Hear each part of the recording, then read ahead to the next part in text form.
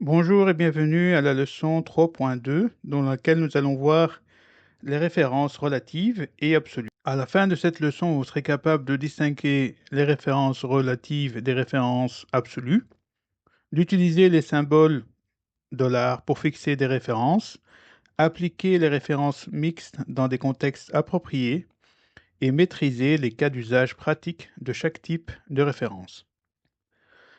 Donc, premier point, c'est comprendre les références relatives. Principe de base et petite définition. Relative, c'est la référence change en fonction de la position de la formule. Donc, notation, il n'y a aucun symbole particulier. Concernant le comportement de ce genre de formule, ça s'adapte automatiquement lors de la recopie et par défaut, type de référence standard dans Excel. Comme on a vu dans la leçon précédente, ça, c'est une référence relative. Ici, il y a l'addition des deux cellules précédentes à gauche, donc C5 et D5. Si on fait copier-coller, la référence est relative, c'est-à-dire que ce sera toujours les deux cellules avant à gauche, mais ça ne fera plus appel à la cellule C5 et D5, mais C4 et D4. Par défaut, dans Excel, si on fait un CTRL-C, CTRL-V, ça copie la formule et le format, et donc les cellules relatives de la formule, c'est-à-dire les deux cellules à gauche dans ce cas-ci. L'avantage des références relatives, c'est une certaine flexibilité, réplication facile, une formule peut être copiée sur des centaines de lignes. Maintenant simplifiée, on modifie une formule, on la met à jour partout. Et logique et intuitive, donc correspond à la façon dont nous pensons les calculs. Donc si on fait ça plus ça et qu'il y a des blancs en dessous, on fait la formule sur la première et on copie sur les suivantes.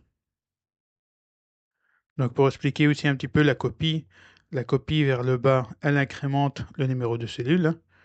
Donc ici, c'est C5 et D5, et juste en dessous, c'est toujours la même colonne, mais ce sera incrémenté. Vers le haut, forcément, ce sera l'effet inverse, ça va diminuer les cellules, donc C5 devient C4 et D5 devient D4.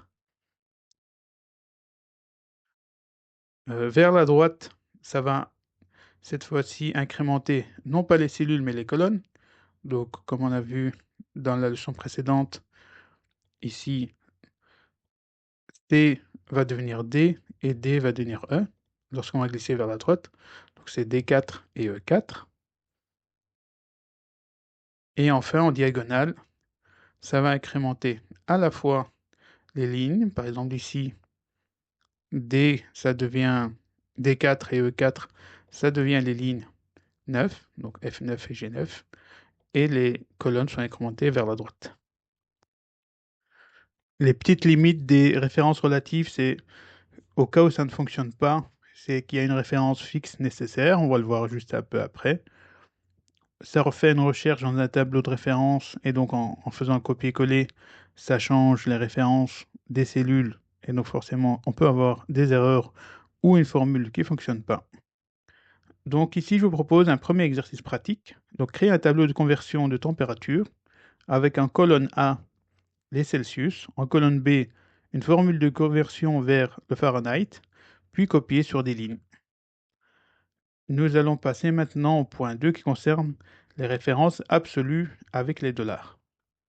Donc, c'est quoi une référence absolue? Le principe absolu, la référence ne changera jamais, quelle que soit sa position.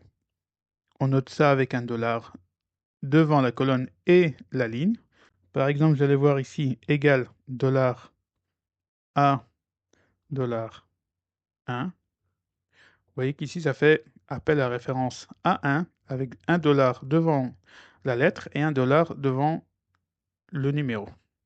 Si, donc A1, c'est 50 par exemple, si je tire la formule, ça va toujours valoir 50. Pourquoi?